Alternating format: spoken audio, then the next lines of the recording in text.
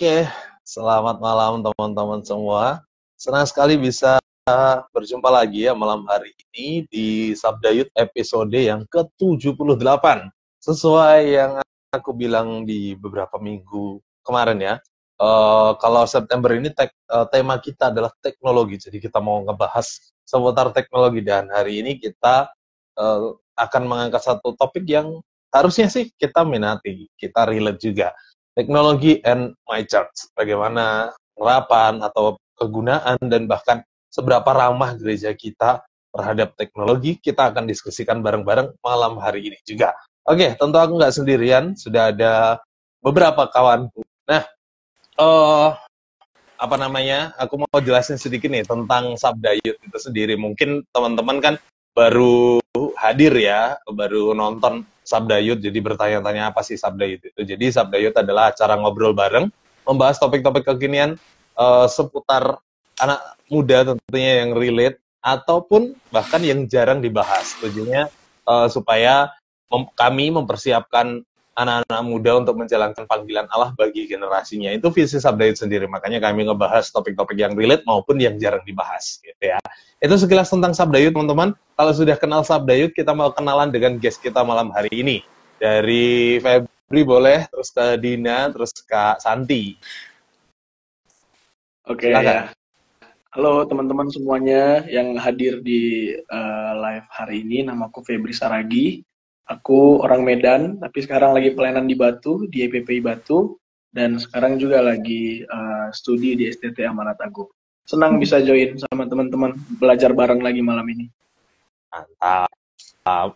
Dina silahkan. Ya, shalom teman-teman semua. Perkenalkan, saya Dina Sitompul, orang Batak. Asalnya dari Padang Sidimpuan ya, Tapanuli Selatan. Tapi sekarang sedang bergabung dalam pelayanan di Lembaga Penginjilan EE Medan. Itu saja perkenalan singkatnya. Mantap. Pak Santi silahkan. Ya, halo, selamat malam teman-teman semua. Shalom. Perkenalkan. Shalom. Ya, perkenalkan saya Santi. Sekarang kesibukannya salah satunya melayani di Yayasan Lembaga Sabda. Ya, senang sih bisa join di Sabdayut malam hari ini. Teman-teman juga ini ya, join sampai akhir nanti. Iya, betul. Yes. Betul sekali. Nah, aku Ray, teman-teman, aku yang menjadi host Sabdayut. Teman-teman pasti harusnya sih kenal kalau rajin nonton Sabdayut ya. Karena aku selalu jadi host. Terkenal. Oke teman-teman, berbicara tentang teknologi itu semakin maju ya kan, majunya cepat, luar biasa, dahsyat, yes. Dan tidak ada yang tidak terjamah dengan teknologi gitu. Dari kita ngobrol kita ngobrol online ya kan, karena adanya teknologi. Belanja juga online, Grab kemarin Shopee 99 ya, siapa yang belanja. Intinya belanja sudah mudah, dan transportasi juga kita lakukan dengan online gitu, termasuk hobi-hobi kita. Nah, kalau teknologi bisa mengubah semuanya, bagaimana dengan gereja kita? Apakah gereja kita sudah ramah dengan teknologi? Mari kita diskusikan malam hari ini. Sebelum kita berdiskusi, mari kita berdoa terlebih dahulu. Kak Febri boleh menolong kita? Oke, mari kita berdoa. Tuhan, makasih malam ini kami mau berbicara tentang hal yang penting yang dekat dengan kehidupan kami, yaitu dengan teknologi. Terima kasih Tuhan, berkati kami dalam pembicaraan malam ini. Juga kami berdoa untuk alat yang kami gunakan, baik itu handphone, headset, ataupun sinyal, semuanya bisa berjalan dengan baik. Terima kasih Bapa, kami berdoa dalam nama Yesus. Haleluya. Amin. Amin. Amin. Oke, sekali lagi sebelum kita mulai diskusi, teman-teman di rumah silahkan banget ikut berdiskusi ya, memberikan tanggapannya, pertanyaannya juga boleh, silahkan. Nah, seperti yang aku bilang tadi ya teman-teman, gereja itu khususnya gereja kita, apakah sudah ramah dengan teknologi belum sih? Dari kalian masing-masing nih, seberapa ramah gereja kalian dengan teknologi? Silahkan. Ya, kalau berbicara mengenai penggunaan teknologi ya, Ray dan teman-teman, tentu itu nggak bisa lepas dari seluruh aspek kehidupan kita ya. Dari kita buka mata sampai tutup mata, kayaknya itu dekat dengan teknologi. Termasuk dalam kita berteologi, dan juga ketika kita ada di gereja pun, itu dekat dengan teknologi. Nah, kita tahu juga teknologi itu berkembang, sesuatu yang berkembang terus-menerus. gereja dan teologi juga berkembang terus-menerus dalam hal metode mungkin. Nah, jadi menurut saya gereja di dunia itu memang harus ramah teknologi ya, karena pada dasarnya teknologi itu nggak berbahaya, Rey. Nah, tapi beberapa kita atau beberapa anggapan tuh menganggap teknologi itu sebuah hal yang sekuler, duniawi, jadi jangan disatukan dengan gereja. Nah, itulah yang membuat gereja itu jadi nggak ramah teknologi. Aku baca dalam persiapan ini ya, Rey dan teman-teman, tentang teknologi di dokumen gereja bilangnya tuh begini, the technology itself is not dangerous. Jadi sebenarnya itu nggak berbahaya. Sehingga menurut saya gereja nggak boleh anti sama teknologi. Tapi yang paling aku mau tekankan adalah nggak boleh melupakan pembinaan. Jadi warga gereja, jemaat itu harus dibina mengenai penggunaan teknologi. Ya. Terus Ray. Ya, kalau dari aku sih ini ya terkait teknologi dan gereja, ya mau nggak mau sebenarnya teknologi ini kan ya setiap hari kita bersinggungan gitu kan ya. Jadi gerejaku sendiri bersyukur sih, maksudnya ramah mau membuka diri gitu untuk mau memanfaatkan teknologi untuk pelayanan, untuk ibadah, termasuk anak-anak sekolah minggu pun mereka juga di-encourage gitu ya untuk pakai gadget mereka untuk baca firman Tuhan. Jadi aku pikir cukup oke sih, cukup ramah juga. Ya, tanpa kita sadari sebenarnya banyak hal di dalam hidup kita ini sebenarnya sudah memakai teknologi, termasuk di dalam gereja, gitu ya. Alat-alat musik di dalam gereja, pembangunan gedung gereja, ya pengelolaan administrasi di gereja ya. Kita mungkin ya kurang tahu ya, mungkin udah seberapa banyak gereja yang kita jumpai, tapi dari gereja-gereja yang bisa kita lihat saat ini sepertinya nggak ada lagi yang nggak pakai teknologi, ya. Di gereja saya sendiri, mungkin secara bangunan, ya namanya pun gereja masih gereja yang baru dibangun gitu ya, secara bangunan di kampung, ya. Itu secara bangunan belum utuh, tapi untuk alat-alat untuk beribadah demi berjalannya ibadah supaya berjalan dengan itu sudah ada gitu.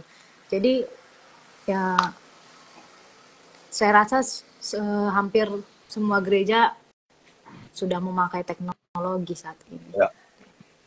Ya, aku sendiri yakin kalau Dina bilang hampir, aku yakin semua gereja ramah teknologi. Cuman masalahnya nggak semua gereja menggunakan alat-alat yang canggih, gitu, teknologi yang canggih. Karena kalau berbicara teknologi kan ya mungkin sederhana listrik, gitu, musik, itu kan bagian dari teknologi ya, teknologi yang sederhana. Jadi aku percaya semua gereja, termasuk gereja Kristen, karena memang kebutuhannya masih belum banyak, teknologi yang kami pakai juga yang masih sederhana, karena jemaat kebanyakan lansia gitu.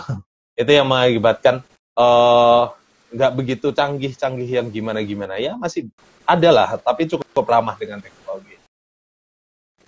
Ya, aku mungkin nambahin ya, aku nambahin dari diskusi sementara yang awal kita ini, menurutku gimana gereja memandang teknologi itu, mulai dari teknologi yang sederhana bahkan sampai yang besar sekalipun, karena tadi Ray bilang ada yang lansia, ada juga yang mungkin belum menerima, itu terkait pro dan kontranya aku rasa itu tergantung sama bagaimana gereja atau jemaat gereja itu dibina dan dikasih pemahaman bagaimana teknologi itu sebenarnya bisa digunakan untuk gereja. Makanya karena kurangnya pembinaan yang duniawi, sekuler, jangan disatuin sama gereja. Hal-hal yang gereja itu kan kita anggap suci, terus teknologi itu kita anggap sebagai hal yang sekuler, yang duniawi. Makanya mungkin menurut aku pribadi ada beberapa yang kurang setuju kalau teknologi itu dipakai ke dalam gereja.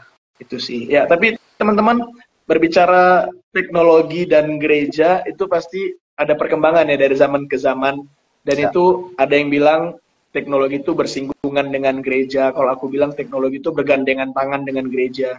Kira-kira teman-teman tahu nggak sih kapan tepatnya, atau mungkin nggak tepat juga nggak apa-apa, kira-kira kisaran berapa, sejak kapan sih teknologi itu dipakai di gereja ya?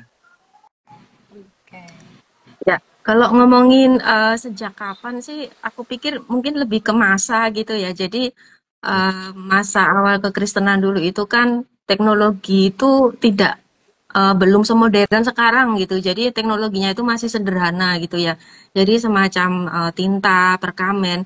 Makanya pada waktu itu tuh teknologi yang sederhana ini pun bisa gitu ya dipakai untuk menyalin kitab suci. Makanya pada masa itu tuh ini teknologi yang sederhana ini pun sudah bisa sangat bermanfaat untuk bisa menyebarkan ajaran Kristen. Jadi teknologi sederhana pun sebenarnya udah dipakai gereja ya pada masa itu. Ya, aku ya teman-teman. Ya, Silakan. nanti habis ya. Oke, habis aku ke Dina. Oke. Menarik kalau berbicara tentang sejarah memang ya seperti yang aku bilang bagiku teknologi itu bukan sebuah, jangan pikirkan teknologi itu hal-hal yang canggih yang saat ini sound system menggelegar atau lighting yang megah menyala kedip-kedip kanan kiri atas bawah gitu atau dengan efek-efek asapnya gitu ya. Nah itu tidak serta-merta itu, tapi teknologi itu berbicara tentang sesuatu yang memudahkan manusia ya, seperti contohnya tadi musik gitu, bahkan bangunan gitu ya. Ketika gereja hadir, ya pasti gereja dibangun gitu, dan mebel juga butuh gitu kan. Jadi teknologi sudah ada sejak lalu, sejarahnya persisnya ya di mana gereja itu berdiri pasti teknologi ada karena memang teknologi itu selalu bersinggungan. Itu sih. Iya. Ya. Hadirnya gereja di dunia ini sebagai sebuah persekutuan tentunya menjadi sebuah tempat di mana orang-orang percaya berkumpul ya. Ya seperti yang dibilang Ray tadi gitu. Karena teknologi itu sudah adanya bagaimana kemampuan manusia untuk membangun sebuah tempat, nah itu kan juga termasuk teknologi. Mungkin bukan seperti gereja seperti sekarang ini, tapi teknologi yang sudah digunakan pada saat itu ya masih sebatas apa yang ada, seperti itu. Ya, tadi Mbak Santi dulu. Menarik ini. Oh ya, oke. Oke. Ya. Ya, setuju sih dengan teman-teman gitu ya. Dalam artian tuh teknologi memang bisa sangat menolong gereja, entah itu dari untuk fisiknya gitu ya, untuk bangunannya, untuk segala macamnya gitu ya, supaya bisa terintegrasi dengan baik. Tapi di satu sisi juga teknologi ini sangat berguna gitu ya bagi penyebaran Injil, bagi firman Tuhan itu pun sangat-sangat penting gitu. Jadi aku pernah baca satu artikel gitu ya. Jadi pada abad ke-15 itu kan ada penemuan mesin cetak gitu ya oleh Johannes Gutenberg. Nah, ini tuh menjadi salah satu masa yang sangat penting karena ini jadi hal yang paling pertama gitu ya untuk mencetak buku gitu dengan mesin ini, dan itu adalah Alkitab gitu. Jadi ini menjadi masa yang sangat penting di mana teknologi ini tuh sangat berguna gitu ya untuk firman Tuhan, dan sampai sekarang pun juga bisa dipakai gitu ya untuk bisa menyebarkan firman Tuhan dengan mudah gitu. Ya, kalau kita tarik lebih jauh lagi ya, kalau tadi Kak Santi dari abad ke-5 ya, kalau kita tarik lebih jauh, ada pendapat yang mengatakan bahwa sejak kisah Adam dan Hawa, teknologi itu mulai digunakan. Dimulai dari Adam dan Hawa membuat pakaian dari daun-daunan, itu Kejadian 3 ayat 7, kemudian berkembang tuh Allah sendiri yang bikin pakaian untuk mereka dari kulit binatang, Kejadian 3:21, kemudian lanjut dengan kisah Kain dan Habel, ada persembahan yang ada yang pakai api dan segala macam, lalu Bahteranu, Menara Babel dan sebagainya dan sampai sekarang. Nah sebenarnya teman-teman sejak gereja mula-mula, lebih tepatnya itu kurang lebih 2000 tahun lalu ya, gereja itu sebenarnya perlahan-lahan sudah mengembangkan sikap terhadap teknologi. Sebagian besarnya itu bersifat optimistis dan juga progresif. Ya, tapi seiring berjalannya waktu, gereja tampaknya menentang hal-hal yang berbau modernitas, termasuk yaitu teknologi. Ya. Sepakat sih dari yang disampaikan teman-teman. Tapi aku mau bacakan sedikit komentar nih dari Kak Esi dan juga Ibu Susan gitu. Dari Kak Esi tadi sharing ya, bahwa gereja Kak Esi cukup ramah dengan teknologi karena semua yang melayani di gereja adalah anak-anak muda yang mengikuti perkembangan teknologi. Betul, menarik gitu. Bersyukur kalau gereja penuh anak muda gitu ya. Dan Ibu Susanti menyampaikan gereja Bu Susanti, Gereja Kemah Injil Indonesia di Bekasi lumayan ramah gitu. Bahkan untuk ibadah, WL dan pemain musik sudah pakai IEM. Nah ini aku yang mungkin gaptek nih, kurang paham. Atau EDM ya mungkin ya kalau musik ya. Tapi anyway, ke tentang sejarah gitu. Kalau aku tarik agak yang mungkin era-era yang baru-baru aja ya, gereja khususnya di Indonesia lah. Kayaknya momen-momen pandemi itu momen yang penting ya untuk gereja benar-benar dalam tanda petik melek teknologi dan perlu teknologi yang lebih baru, yang lebih update karena ya mau nggak mau kan dipaksa untuk tetap di rumah gitu. Bagaimana ibadah tetap berjalan, tapi teknologi harus digunakan gitu. Tapi nggak boleh berkumpul. Nah itu ya teknologi seakan-akan era COVID itu dipaksa gitu semua gereja menjadi melek teknologi. Itu sih. Ya, Febri dulu. tambahan. Sorry, Mbak Sat. Febri dulu. Oke. Oke. Sorry. Kita Kayaknya ini kejar-kejaran ini. Ya, kita sepakati dulu ya. Nanti aku yang tunjuk, kalian yang angkat tangan karena aku yang bisa melihat empat-empatnya nih. Oke. Silakan. Febri dulu. Nanti. Ya, menarik ya, Ray dan teman-teman, kalau bicara soal pandemi itu semuanya berubah, ya kan? Semuanya kayaknya pola hidup kita itu berubah. Sampailah kita di istilah new normal. Kita harus menganggap segala yang online itu normal, pakai masker dan sebagainya. Kita anggap sebagai sesuatu yang normal, termasuk dalam hal ibadah. Nah, ini mungkin satu hal yang kita bisa syukuri, satu sisi yang kita syukuri dari pandemi itu, sehingga gereja pun mengalami pembaharuan. Pembaharuan dalam artian mulai melek teknologi seperti kata Ray, yang ibadahnya harus ibadah online, perjamuan online, konselingnya online, dan semuanya itu memakai teknologi. Sehingga yang tadi aku bilang di awal, gereja udah nggak gini lagi sama teknologi, tapi udah bergandengan tangan. Itu Ray dari aku. Mantap. Silakan Mbak Santi. Habis Mbak Santi Dina nih. Ya, sepakat ya dengan teman-teman. Tadi kan Ray juga sempat bilang kan ya, jadi sejak pandemi itu gereja itu dipaksa gitu ya untuk bisa dekat dengan teknologi gitu. Ya aku pikir ini menjadi satu respon yang baik gitu ya bagi gereja yang bisa mengikuti gitu atau mau berubah gitu.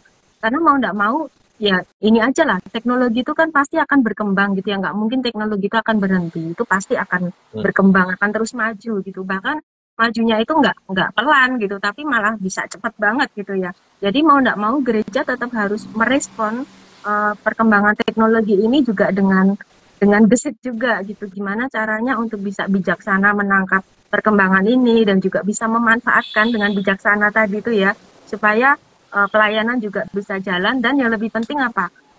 Firman Tuhan bisa tetap dijangkau gitu ya, bisa menjangkau generasi yang sekarang gitu. Jangan sampai gereja nyaman-nyaman tetapi ternyata firmannya nggak bisa menjangkau generasi sekarang. Ya, Dina tadi silakan. Ya, tadi kita sudah mendengar ya, ada kata-kata bahwa gereja itu dipaksa untuk menggunakan teknologi. Padahal sebelum pandemi pun teknologi kan sudah cukup canggih lah ya, sudah canggih lah gitu. Tapi kenapa waktu pandemi itu justru gereja-gereja harus memakainya gitu? Artinya berarti harus lebih maju lagi untuk menggunakannya. Kalau sebelumnya tidak dipakai, akhirnya harus pakai sejak pandemi itu gitu. Nah, dari apa yang kita bahas tadi, ternyata gereja dan teknologi itu sebenarnya saling berhubungan, ada hubungannya. Kenapa ya? Karena meskipun sepertinya dua hal ini berada di dunia yang berbeda gitu ya, mungkin bagi sebagian orang, dunia teknologi dan dunia gereja itu dianggap berbeda, tetapi sebenarnya masih ada hubungannya. Kenapa ya? Karena masih berada di dunia yang sama gitu. Nah, tapi sebenarnya pada kenyataannya dari sisi gereja sendiri, apakah gereja menganggap bahwa teknologi ini menjadi sahabat bagi gereja untuk mendukung pelayanan di gereja, atau mungkin menjadi sesuatu yang harusnya itu dihindari, nggak usah lah pakai teknologi, atau menjadi musuh yang menjadi sebagai musuh yang harus disaingi oleh gereja. Nah, itu gimana menurut pendapat teman-teman? Ya, aku ya teman-teman, sedikit nanti teman-teman boleh nambahin. Baikku gereja yang menganggap teknologi sebagai lawan itu gereja yang bakalan sepi jemaat. Harus dikatakan demikian karena anak-anak muda nggak bakal masuk situ, gitu ya. Tapi gereja yang ramah dengan teknologi, menganggap teknologi sebagai kawan, ya bagaimanapun akan diminati. Walaupun kita tahu esensi gereja bukan soal teknologinya, tapi firman Tuhan dan bagaimana ibadahnya dapat menolong kita menikmati hadirat Tuhan. Tapi kalau berbicara tentang teknologi kawan atau lawan, ya harusnya gereja menganggap teknologi itu sebagai kawan. Cuman nggak bisa dipungkiri kan ada dampak-dampak negatifnya ya. Ya bagian-bagian itulah yang harus kita lawan. Ya. Jadi kalau penggunaannya harusnya jadi kawan gitu. Febri silakan. Ya, oke. Ya, teman-teman, aku percaya tuh teknologi diciptakan sama yang menciptakannya. Manusia-manusia hebat yang menciptakan teknologi itu tujuannya untuk supaya memudahkan hidup manusia dan mencapai tujuan hidup manusia ke arah yang lebih baik. Nah, di sini saya berpendapat mengenai gereja dan teknologi, bagaimana sifatnya. Saya berpendapat kita bagi ke dalam spektrum yang berkisar bahwa teknologi itu yang pertama baik, yang kedua netral, dan yang ketiga buruk. Nah, ini menurut saya ketiga hal ini pasti akan ada di sisi gereja terkait dengan teknologi. Bagaimana gereja memandang teknologi sebagai hal yang baik, sebagai hal yang netral, atau sebagai hal yang buruk? Tentu yang tadi saya bilang, ini juga nggak lepas dari kebiasaan ya, kayak tadi Ray bilang, ada tradisi dan keadaan geografis, keadaan jemaatnya dan sebagainya macam. Menurut aku juga yang nggak kalah penting adalah bagaimana gereja mendapat pemahaman tentang teknologi tersebut. Nah ini, saya kalau boleh minta izin kepada Sabda, saya rubah pertanyaannya meskipun masih senada. Gereja itu bukan, jangan kita anggap sebagai kawan ataupun lawan, tapi coba kita melihat sisi yang lain. Gereja tentang teknologi, apakah ini sebuah tantangan atau justru ini sebagai peluang? Bagaimana gereja melihat teknologi yang semakin berkembang? Apakah itu sebagai sebuah tantangan yang harus kita lawan dan segala macam? Atau justru ini peluang yang harus kita manfaatkan demi pelayanan ini berkembang, gereja semakin maju dalam hal pelayanan firman, ibadah, pelayanan dan segala macam? Atau justru kita anggapnya sebagai tantangan, jadi kita kayak agak ciut lah karena kita kurang pemahaman dan sebagainya. Mungkin kita agak rubah paradigma kita sedikit, jangan kita anggap sebagai kawan ataupun lawan, boleh, tapi satu sisi kita harus melihat juga apakah ini kita pandang sebagai tantangan atau sebagai peluang. Quo vadis.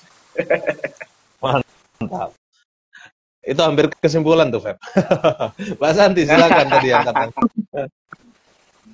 Ya. Mbak Santi dulu ya, habis itu Dina. Ya, tadi ini ya, menurutku teknologi itu tidak netral ya, dalam artian teknologi itu akan bisa menjadi bermanfaat atau teknologi itu bisa merusak, itu tergantung kitanya juga ya, akan memakai itu seperti apa gitu. Jadi ketika kita melihat teknologi itu bisa dipakai untuk hal yang bermanfaat bagi pelayanan atau bagi penginjilan atau bagi gereja, ya aku pikir itu akan bisa membuat teknologi itu tuh bisa sangat bermanfaat gitu, berguna gitu pada akhirnya gitu. Ya di Yayasan Sabda sendiri kami punya visi IT for God ya. Kami percaya bahwa teknologi ini tuh adalah dari Tuhan dan dipakai untuk memuliakan Tuhan gitu. Jadi kalau mau dibilang kawan atau lawan ya baiknya jadi kawan ya, karena ini bisa kita manfaatkan untuk bisa memuliakan Tuhan. Betul. Dina? Ya, seperti yang udah kita bahas tadi ya, teman-teman juga udah mengatakan bahwa ya, apa Febri tadi bilang ya, apakah gereja melihat ini sebagai tantangan gitu. Nah, kalau misalnya contoh-contoh yang real gitu kan, kita perlu diskusikan juga gitu, contoh-contoh atau mungkin apakah memang ada dampak negatif yang betul-betul diberikan oleh teknologi ini kepada gereja sehingga mungkin ada banyak gereja yang belum terlalu ramah terhadap teknologi itu sendiri. Mungkin bisa kita diskusikan ya. Ya, Febri, silakan. Ya, ini aku menarik ya, Ray. Saya pikir kalau kita menempatkan teknologi itu sebagai dua sisi dalam artian yang berlawanan, kawan dan lawan, berarti kan dua sisi yang berbeda ya. Aku rasa ini akan menjatuhkan pemahaman kita bahwa dari awal yang seperti saya bilang, karena dalam pemahaman banyak orang, teknologi itu suatu hal yang duniawi, jadi jangan digabungkan dengan gereja. Makanya gereja dalam beberapa hal agak sulit untuk bergandengan tangan dengan teknologi ya. Aku mungkin sederhana aku ya, atau mungkin dalam hematku ya, kita ganti pemahaman kita dan kita kita rubah paradigma kita. Kalau jadi kawan oke, kalaupun jadi lawan kita jelasin kenapa dan sebagainya macam. Tapi menurut aku coba kita lihat gereja ini dengan teknologi, apakah kita merasa tertantang untuk semakin belajar sehingga kayak tadi kata Kak Santi, firman semakin tersampaikan, atau juga kita gunakannya sebagai peluang, karena aku yakin teknologi itu alat ya, bukan tujuan akhir kan. Teknologi yang kita pakai ini kan alat. Nah, apakah ini menjadi kita jadikan sebagai alat untuk peluang kita pekabaran Injil, pelayanan gerejawi dan sebagainya justru semakin melebar, semakin meluas dan semakin baik. Itu Ray. Ya, betul, sepakat dengan yang Febri sampaikan gitu ya, bahwa teknologi ini alat. Makanya minggu lalu gitu sempat kita diskusikan bahwa alat itu harus ditebus, dalam artian kita kembalikan kepada Tuhan untuk kemuliaan Tuhan gitu. Supaya tujuannya benar-benar alat ini berguna secara positif dan untuk kemuliaan nama Tuhan dan penyebaran kerajaan Allah gitu.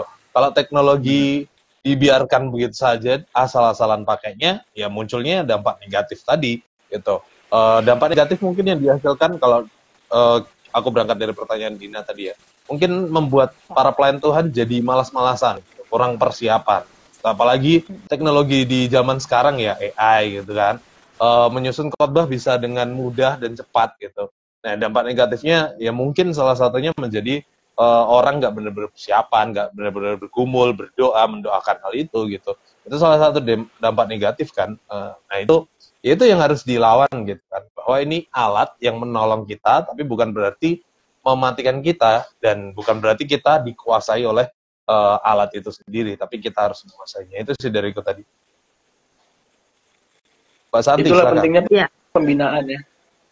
Nah, betul. Pak Santi, silakan. Ya, nambahin sedikit ya yang disampaikan oleh Ray gitu ya. Jadi memang sih teknologi itu bisa berdampak negatif gitu ya di dalam gereja kalau ternyata malah kitanya fokusnya ke teknologi gitu, bukan ke esensi yang seharusnya gitu. Jadi ya memang teknologi itu sangat-sangat menolong gitu ya, tetapi teknologi ini justru akan bisa membuat distraksi juga, justru akan bisa membangun individualisme yang lebih lagi apalagi ketergantungan juga ya. Jadi kalau memang kita sendiri tidak bijaksana ya kita akan bisa ke sana gitu dan itu jangan sampai gitu ya. Makanya tadi ya benar ya teknologi harus ditebus dan itu harus kita pakai dengan sungguh-sungguh untuk bisa dipakai untuk membangun komunitas, untuk bisa tetap menjaga esensi Injil itu bisa tersampaikan dengan lebih luas dan juga untuk generasi sekarang. Betul. Ya, Feb. Ya, Ray, nambahin sedikit ya, mungkin beberapa teman-teman di sini ada yang tinggal di yang daerahnya mungkin sulit sinyal, sulit teknologi dalam artian seperti di kota. Ya saya pikir jangan minder ya, karena kayak kata Ray tadi ya, penggunaan teknologi sebenarnya dalam hal sekecil apapun itu udah kita pakai sehari-hari, termasuk untuk teman-teman yang gerejanya mungkin ada di yang agak di pedalaman, yang agak ada di perbatasan dan segala macam. Nah, menurut saya jangan juga kita bersikeras berlari sedemikian kencang untuk sama seperti yang ada di kota supaya fasilitas dan sebagainya macam. Saya pikir itu akan jatuh kepada kita tuh nanti lupa esensi teknologi itu apa, seperti kata Kak Santi tadi. Jadi kita harus melihat teknologi itu hanya sebagai alat yang diciptakan untuk memudahkan kita dalam hal beribadah khususnya. Tapi kalau teman-teman yang mungkin di live ini ada yang, aduh daerahku kan memang udah sulit teknologinya, gimana ya kami gini-gini aja, ya aku rasa jangan ya. Karena gimana pun kita, lagi-lagi teknologi itu alat, esensinya itu jangan sampai itu yang utama dalam hal ibadah, apalagi di zaman yang sekarang ini ya. Mungkin aku perlu tambahin itu sih untuk teman-teman yang mungkin ada di gereja yang di pedalaman atau di desa. Ya, sedikit dariku nanti teman-teman boleh tambahin juga. Ya memang betul kalau jangan merasa minder juga gitu kalau tidak menggunakan kalau tadi aku kasih contoh sound system yang menggelegar lighting yang menyala kanan kiri gitu. Tapi ya apa yang ada itulah teknologi yang bisa kita gunakan dan paling utama seperti yang Kak Esi bilang sepakat kalau teknologi bisa menolong untuk kita memberitakan Injil gitu. Nah, itu yang utama gitu. Bagaimana kita menggunakan alat ini untuk kemuliaan Tuhan, untuk memberitakan Injil dan untuk menyampaikan pesan-pesan Injil lebih tepat sasaran gitu ibaratnya. Ya kalau zaman sekarang kan para pengkhotbah biasanya pakai PPT gitu ya. Dikasih gambar, dikasih ilustrasi-ilustrasi yang bisa menolong untuk menjadikan jemaat itu lebih mengerti akan pesan dari Injil itu atau khotbah yang disampaikan. Silakan Mbak Santi. Ya, sharing dari teman-teman tadi itu sebenarnya masing-masing tuh punya ini ya esensi prinsip-prinsip gitu ya untuk bisa memakai teknologi itu dengan benar gitu. Ya aku pikir kita semua ini ya sepakat ya kalau teknologi ini itu alat yang bisa dipakai untuk memuliakan Tuhan, teknologi ini harus ditebus supaya benar-benar kita itu bisa memakainya gitu ya dengan leluasa gitu untuk bisa membangun komunitas, untuk bisa menyebarkan Injil gitu. Nah, cuman ini aku juga penasaran nih mau tanya sama teman-teman nih. Teman-teman punya ide gitu nggak untuk gimana sebuah gereja itu supaya bisa ramah gitu dengan teknologi? Bersyukur ya kalau gereja kita mungkin udah ramah gitu ya, tetapi maksudnya teman-teman yang sekarang ini bergabung sama kita mungkin juga perlu gitu ide-idenya apa saja gitu yang bisa untuk menolong.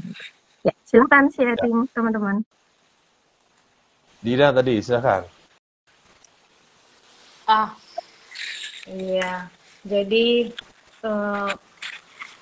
mau nambahin yang tadi ya, yang sebelumnya itu juga, sebenarnya Rasul Paulus juga kan di dalam kitabnya dia menuliskan bahwa segala sesuatu itu harus berlangsung secara sopan dan teratur.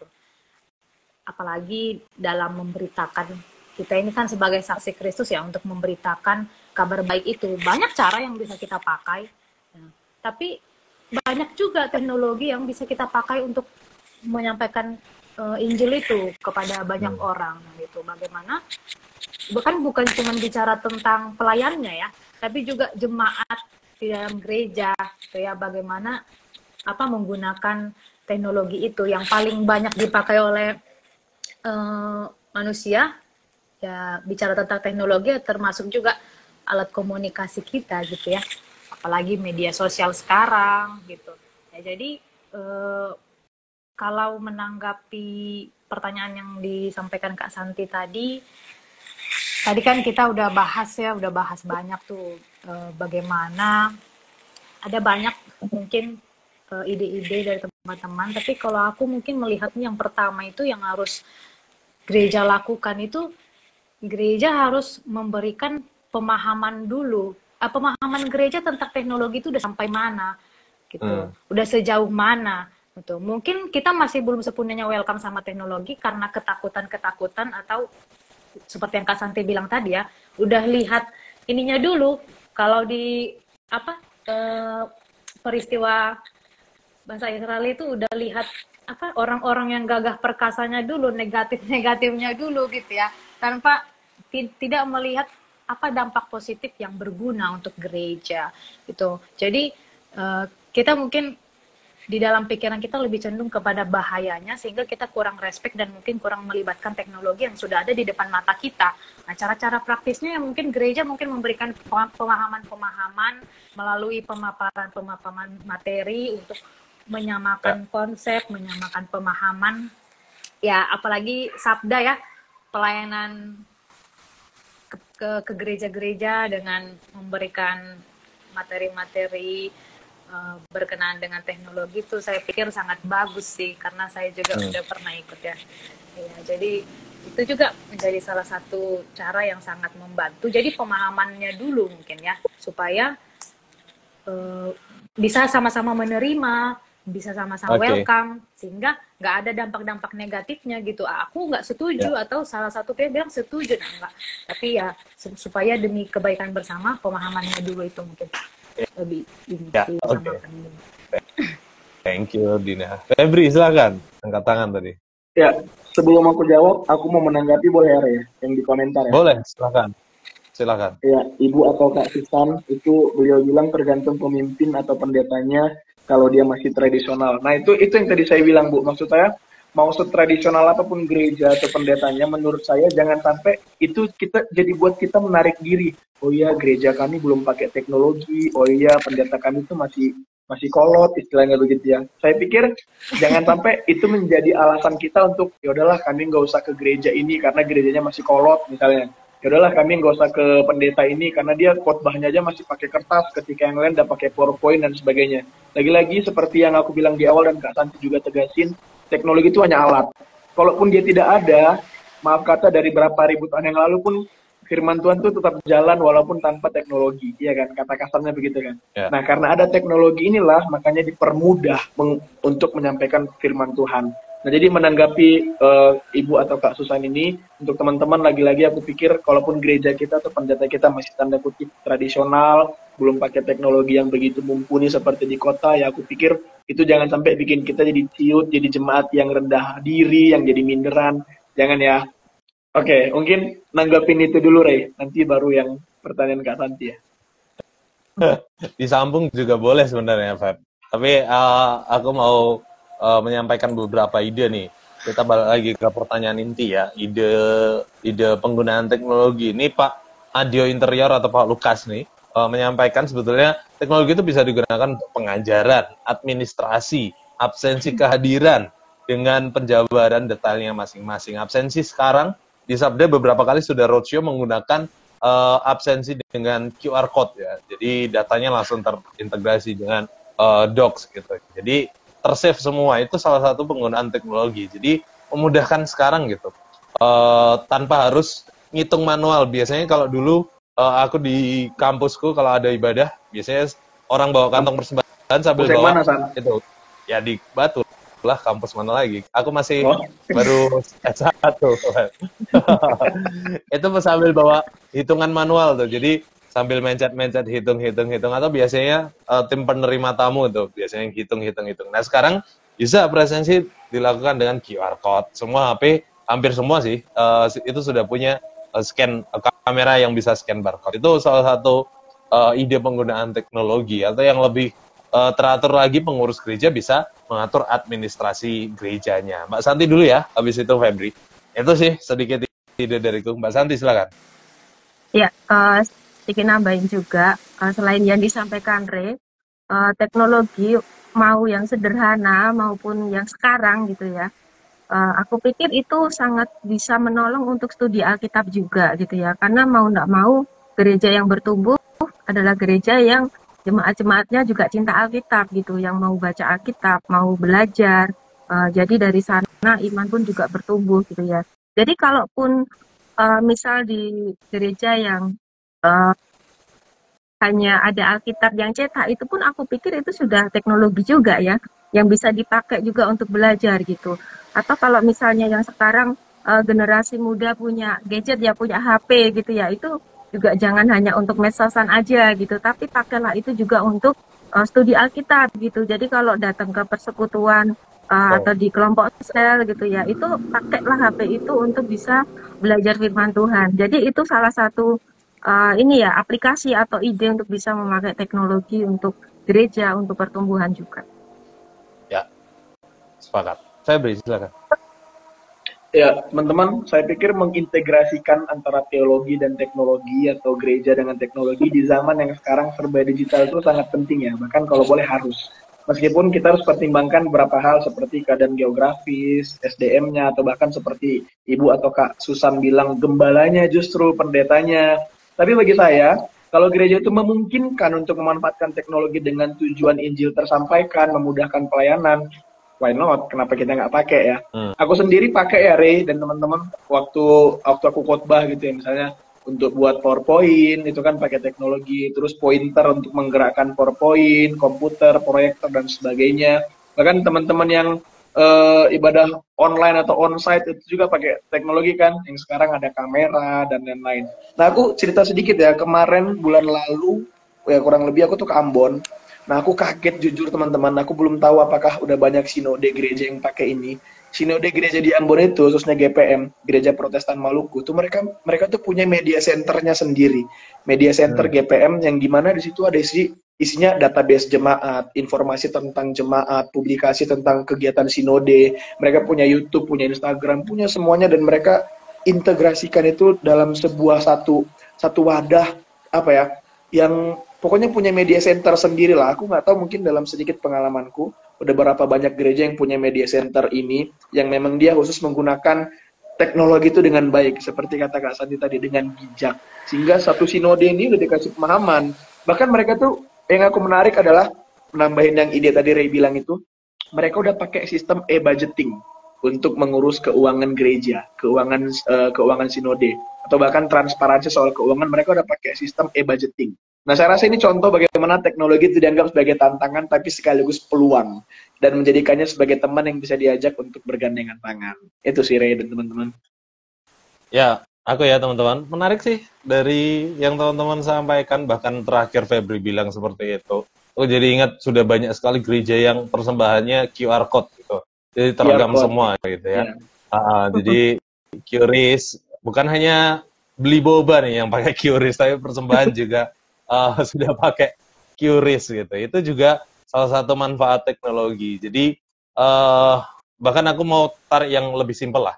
Bagaimana kita pakai LCD proyektor untuk menampilkan lagu, khotbah atau apapun, itu juga teknologi teman-teman. Jadi ya pakai yang apa yang ada gitu ya, kita maksimalkan aja gitu. Gimana nih Dina? Idenya belum ada, silakan. Enggak, jadi berpikir aja gitu, gimana. Kadang-kadang ada juga gereja kan, pengen punya LCD proyektor gitu, tapi belum mampu untuk memilikinya gitu. Jadi itu kan karena pemahaman, belum semua berpikir bahwa oh itu penting, itu perlu gitu untuk kebaikan pelayanan di gereja gitu. Jadi ya kalau semuanya sudah memahami bahwa oh itu bagus untuk peningkatan pelayanan. Jadi ya terutama untuk pengurus-pengurus gereja juga ya. Atau mungkin di sini ada teman-teman anak-anak muda juga terlibat menjadi pengurus bagian gereja, juga bisa memberikan suara atau ide-ide bagaimana kalau misalnya kita mengadakan ini atau misalnya alat ini ya untuk peningkatan pelayanan di gereja gitu ya. Mungkin kalau kita belum bisa memberikan banyak, setidaknya kontribusi yang bisa kita berikan ya niat itu ya untuk bisa mengadakan itu gitu, karena jangan sampai ketinggalan gitu. Dan justru kan lebih bagus juga kalau sudah ada teknologi-teknologi yang bisa dipakai itu gitu. Ya. Ini ada komentar tadi ya, beberapa dari Pak Lukas dan juga Bu Susan yang intinya memang teknologi itu bisa diterapkan, tapi tergantung juga seorang leadernya juga ya, bagaimana bisa penerapan. Dan itulah pentingnya salah satunya kita berempat ini menggunakan aplikasi Instagram untuk memberikan pemahaman gitu. Bagaimana teknologi bisa kita gunakan, input-inputnya, diskusinya, bahwa sebetulnya banyak gitu ide-ide yang masih bisa kita berikan gitu untuk penggunaan teknologi di dalam gereja. Tapi ya waktu kita membatasi kita, teman-teman. Artinya tidak bisa kita explore lebih dalam gitu, karena kalau lama-lama juga kasihan yang nonton kuotanya habis nanti. Tapi it's okay teman-teman di rumah boleh berikan komentar di postingan brosur Sabda Youth ini, atau nanti ketika rekamannya kami posting, teman-teman juga bisa berikan tuh ide-idenya di kolom komentar. Teman-teman di rumah bagaimana penggunaan teknologi di dalam gereja teman-teman, apa tantangan dan peluangnya, teman-teman boleh sharingkan. Jadi meskipun diskusi kita live Instagram kita berhenti di sini, tapi diskusi di luar tempat, di lain tempat tidak berhenti di sini ya teman-teman. Oke, thank you banyak Mbak Santi, Dina, dan Febri yang sudah menemani aku. Terakhir dari teman-teman silakan berikan closing statement masing-masing dari kita. Dari Dina dulu deh. Dina, terus Febri, Mbak Santi, terus aku. Silakan. Ya, macet nih, cek jelas. Jelas. Oh iya. Silakan beri closing statement gitu. Oh, Oke. Iya. Itu ya motor berbut banget. Sorry. Ya semua. Ini baru macet. Adalah milik Tuhan, gitu ya. Dan untuk Tuhan, termasuk ya, halo? Oke, coba. Ada? Aja kayaknya Mas Roy. Bentar dulu ya. Nah, ini sudah bisa nih. Oke, Febri dulu deh. Silakan, Feb. Oke, iya. Dari aku teman-teman, ujung pembicaraan ini saya mau menutup dengan pada mulanya Allah menciptakan segala sesuatu sungguh amat baik. Amin.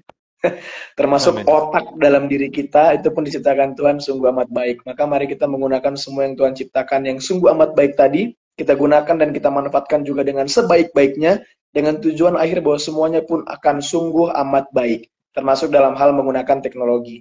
Menurut aku teknologi akan menjadi berbahaya apabila kita menggunakannya bukan lagi kepada Yesus dan Injil yang menjadi fokus utama, tapi kepada hal-hal kesenangan dunia. Teknologi juga nggak harus kita lihat sebagai ancaman ataupun tantangan, tapi kita bisa lihat sebagai sesuatu yang memberikan peluang dan inovasi untuk mengkomunikasikan kebenaran. Teknologi hanya alat, bukan tujuan, sehingga mari kita jadikan teknologi sebagai alat yang memungkinkan pekabaran Injil, mengajarkan pengajaran teologi Kristen, dan memuliakan Tuhan. Amin. Amin. Mantap. Mbak Santi, silakan. Ya, dari aku bacakan dari ini ya, Kolose 1 ayat 16.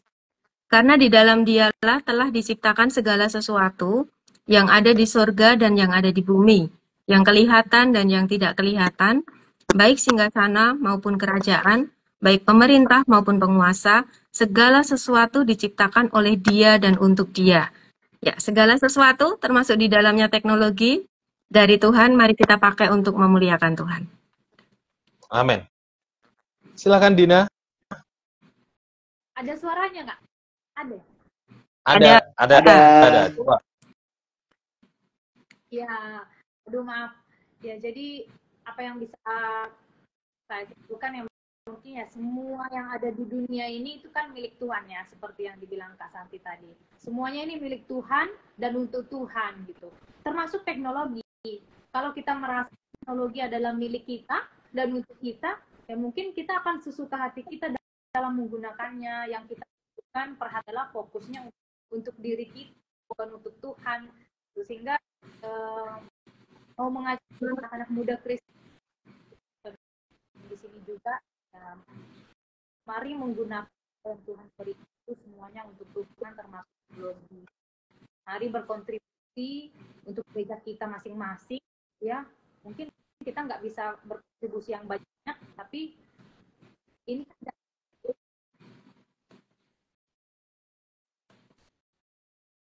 ya, hilang. Terima kasih Dina.